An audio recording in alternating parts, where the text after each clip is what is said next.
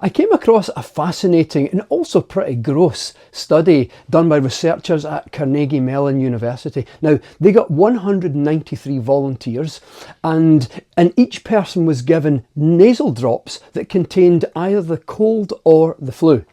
And before each person took their nasal drops, they were assessed for their emotional style. So whether they had a positive emotional style or a negative emotional style. You know, a positive person with a positive emotional style tends to meet life stressors more calmly, whereas a person with a negative emotional style tends to experience, well, more stress and frustration and anxiety over the same events. Now, each person was quarantined for the duration of the experiment. And every day, the researchers collected together from each person their used tissues.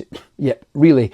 And by subtracting the dry weight of the tissues, they were able to calculate an exact weight of mucus produced from each person. Now, not the dream job, I will admit, but a surprisingly effective way for measuring symptom severity. And what they found was amazing, that those with the positive emotional style produced far less mucus than those with the negative emotional style, i.e. they got less sick. And of course not everyone got ill, but far fewer people with a positive emotional style got sick than those with a negative emotional style. Isn't that absolutely fascinating? Now you might be wondering, why does this happen? How does this happen? Well, it really comes down to stress.